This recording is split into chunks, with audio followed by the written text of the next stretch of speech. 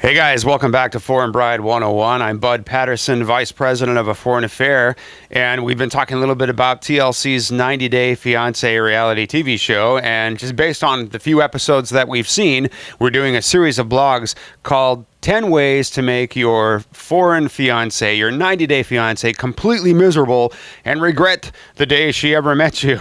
And these are based on the experiences of many, many couples over the years that I've become acquainted with who have been in the fiance visa process, just like the folks on the television show. So the first two mistakes that guys commonly make to get their foreign fiancés in an uncomfortable place. Remember, number one is failure to help them personalize their living space, right? We talked about how important it is to let them find things that they can fill a house with, just, towels, dishes, simple things so that they feel like they're living in their space or your mutual space and that they're not occupying your living space. Very, very important to them. And then we talked about how important it is to prepare your friends and family for their arrival. That means if there are any issues, misunderstandings, cultural misperceptions, you got to deal with those in advance and get them out of the way so that everybody gives the foreign fiance a good opportunity to come and get relaxed and be comfortable and make a good impression, make friends, and be successful in someone's social circle. Very, very important.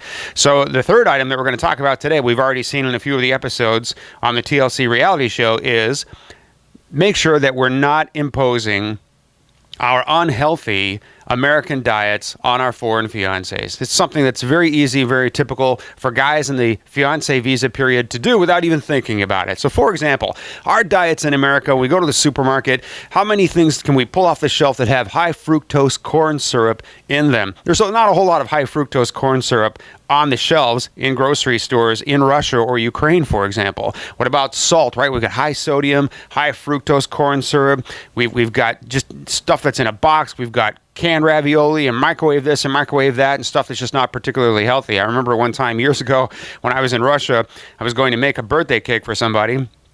And I had it all planned out. I even announced ahead of time, I'm going to make a birthday cake. And they thought, wow, great, he's going to make a birthday cake. So when it came time to make the cake, I looked around and at the markets and said, so where do you guys keep cake in a box, cake mix? And they look at me like, cake in a box? What's this cake in a box? If you have no cake in the box. Apparently they weren't into cake in the box or cake mix. So they actually make their cakes from scratch. Who'd have thought of that, right?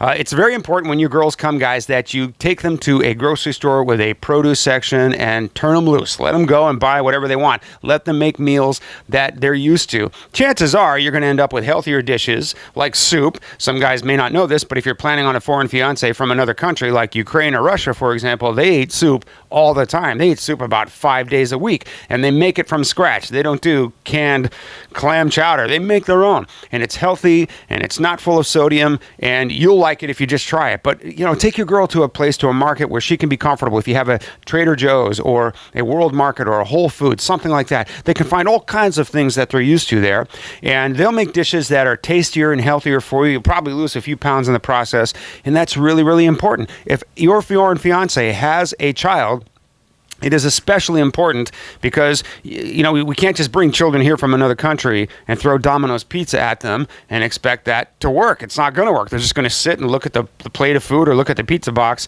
and with an expression on their face toward you that just says, you really don't expect me to be able to eat this crap, do you? Because they're just not used to it. Now, ultimately, they'll try some things here and there. They'll definitely stretch and grow their diets a little bit, include some things they probably shouldn't that we eat all the time. But let them make their own food, whatever that is. It's very, very important to them to be able to do that. Now, we've seen a few episodes, for example, Russ and Paula go out to eat, and he wants to surprise her, and if you've watched the episode, you know what he's trying to surprise her with. Paula, I'm amazed at how she handles all the stuff that Russ throws at her, right? I want you to eat calf testicles, and I want you to live in the bedroom that I grew up in my parents' house. And she handles everything really, really well. I'm just so impressed with that. Not a really nice thing for Russ to do on camera, I thought, but she handled it pretty well, right? And we've seen how Aziza is sitting around Mike's family and she doesn't want to eat what's on the table. And TLC is there with the cameras in her face, and they just want to see her eat something and not be able to handle it because they're smart enough to know. They've got their advisors. They know this is probably not going to be an easy moment for Aziza. So, Aziza's smart enough, I think, to not create really, really awkward moments on camera. But you saw how Mike's family reacted to that, right? Oh, you don't like our cooking? Well, that's kind of rude. I mean, every time I go to someone's house for dinner, I eat at least something, and They just don't understand that diets can be so different, that food can be so different. It just could be something in many cases that a girl just can't handle eating that we're putting on the table in front of her. Here's another small example, right? We use mayonnaise. American mayonnaise is very, very different than Russian or Ukrainian mayonnaise. For example, it's not as, our mayonnaise is much fatter. It's the mayonnaise in Russia, they make it with olive oil. It's typically much, much healthier.